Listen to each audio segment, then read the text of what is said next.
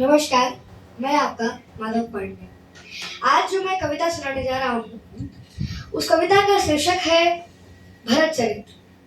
ये कविता माता कैकेयी, भगवान राम, माता कैकेयी और भरत जी के वार्तालाप पर आधारित है। जब माता कैकेयी भगवान राम को 14 वर्ष के लिए वनवास देती है, तब राजा दशरथ जी की पुत्र के वियोग में मृत्यु हो जाती है और उधर ननिहाल में कैकेयी पुत्र भरत जी को सब कुछ आभास हो जाता है। तो अब मैं अयोध्या के उथल पुथल के हलचल को और कैकेयी पुत्र भरत के मन के व्यथा की व्याकुलता को कविता के रूप में प्रस्तुत करने जा रहा हूँ। तो आप सबों का आशीर्वाद और दुलार हमें मिले। अब मैं पंक्तियां शुरू करता हूँ। जरा कल्पना कीजिएगा, तभी सुनने में आनंद आएगा कि इधर राजा दशरथ जी का शव पड़ा हुआ है, बेहोशाई हो गए और वशिष्ठ जी कहते हैं कि बोले वशिष्ठ है व्यथित हृदय, बोले वशिष्ठ है व्यथित हृदय, राजा को होशाई पाकर तू कंधे तो बुलवालाओ कैकेयी के नैहर से जाकर। उन दिनों भरत कुछ विचलित थे, उन दिनों भरत कुछ विचलित थे, आंखों को स्वप्न रटता था, कारण तो ज्ञात नहीं था, पर मन के भीतर कुछ करता था। गहरे संबंधों में प्रतिपल एक तार जुड़ा ही रहता है, तन दूर रहे फिर भी मन से परिवार जुड़ा ही रहता है। तन दूर रहे फिर भी मन से परिवार जुड़ा ही रहता है।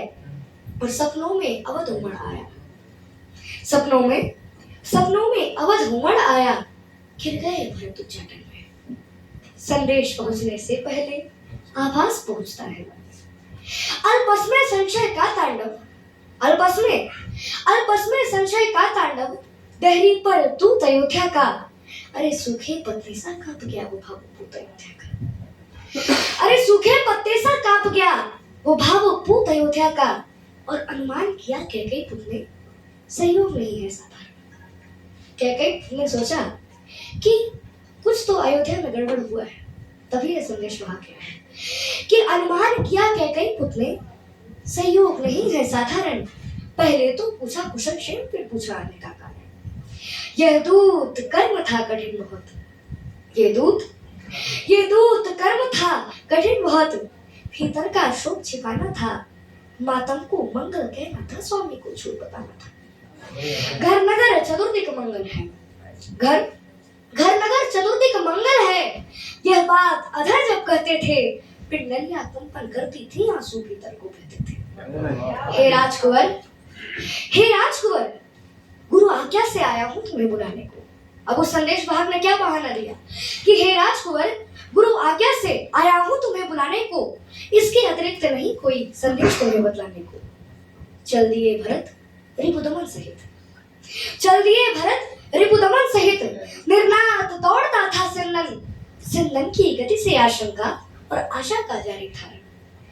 जब किया प्रवेश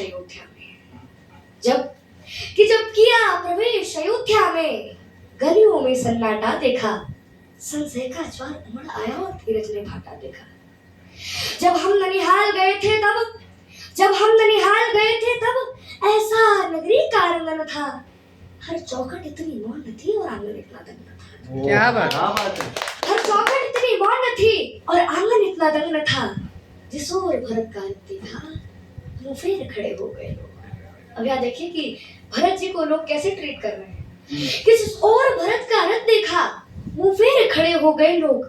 कैकेयी सुपने मन में सोचा, मैं मानुष हूं या महारोग, सबकी आंखों में तिरस्कार, कैसा अनभिज्ञ अभागा हूं, जो सावन का सोया सीधा पछड़ में जगा। ऐसा लगता था खड़ा हुआ है शीश झुकाए राजभवन। ऐसा लगता था खड़ा हुआ है शीश झुकाए राजभवन। कैकेयी सुध से आंखें करता था दाएं बाएं राजभवन, लेकिन केवल एक सूरत ऐसी थी जिस पर कड़वा अवसाद था। वैधव्य समाया हुआ था तन पर, चेहरे पर तनिक विषाद था। बस मुख का रंग उदास हुआ, सुना था गात कलाई का, अरे कुमकुम सिंदूर विलुप्त हुए प्रथा भाव दिखाई का। वो कौन थी? तो माता कैकेयी। कि पुलकित होकर बोली कैकेयी, अभिनंदन हो स्वीकार भरत, पहले पितु की अंत्येष्टि करो, फिर ग्रहण करो दरबार भरत, फिर ग्रहण करो दरबार भरत। मैं हुआ अनाथ अयोध्या का, मैं हुआ अनाथ अयोध्या का, सूरज यमपुर में डूब गया, और ऐसे में माँ का उत्सव देखकर हृदय व्रत हो गया। ज्ञानी शब्दों से घटना का, ज्ञानी शब्दों से घटना का बस इंगित पाया करता है, और भीतर का सच तो वक्ता का आचरण सुनाया करता है। भीतर का सच तो वक्ता का आचरण सुनाया करता है, और आश्चर्य अक्षुध होकर टूटा, पीड़ा क्रोधित हो चीख पड़ी, अरे माँ को हर्षित क्यों करती है कुल की ऐसी शोक खड़ी।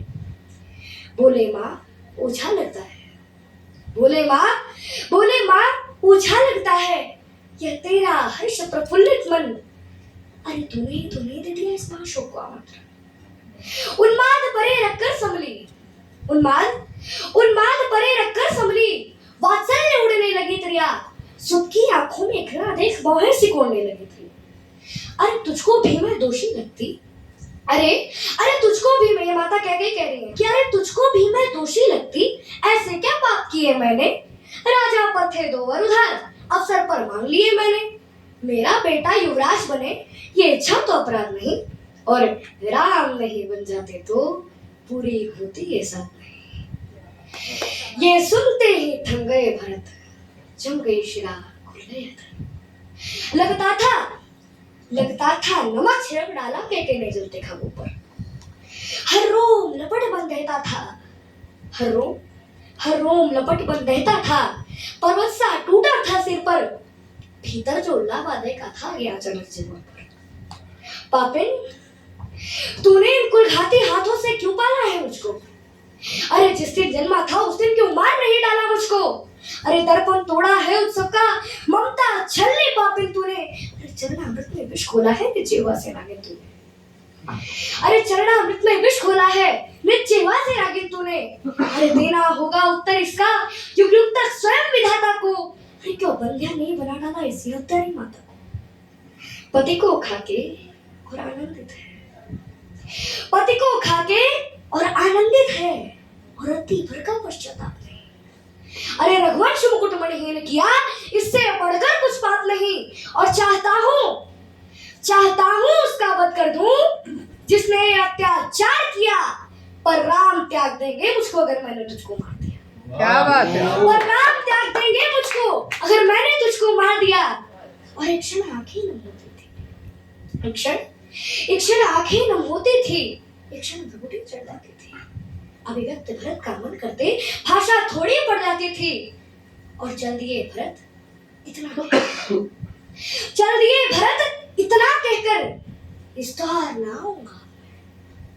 अपराधिन सुन तेरा ये मुख अब देख न पाऊंगा अब मैं, और संतति के सुख की चाहत में अब इस घृणा को मैं करुणा के रूप में बदल दूं तो आप सबों का आशीर्वाद मिले कि संतति के सुख की चाहत में नवधरा एक कर जाती है, पर बेटा अपमानित कर दे माँ उस क्षण में ही मर जाती है। और बेटा अपमानित कर दे माँ उस क्षण में ही मर जाती है, और सांसों के चलने पर करती संदेह रह गई कैकेयी। भरत जी के जाने के बाद माता कैकेयी का क्या हाल हो गया कि सांसों के चलने पर करती संदेह रह गई कैकेयी।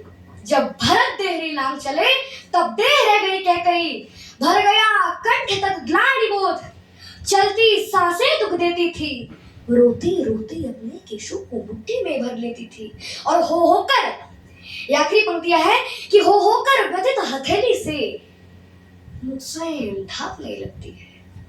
हो होकर व्यथित हथेली से मुझ स्वयं ढांपने लगती है।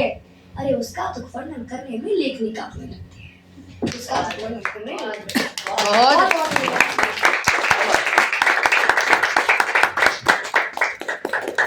छोटा पैकेट बड़ा दिमाग निकला ना। बोला था बच्चा हमेशा जब भी आता है धमाल कर जाता है। अब इससे क्या ही पूछूं मैं।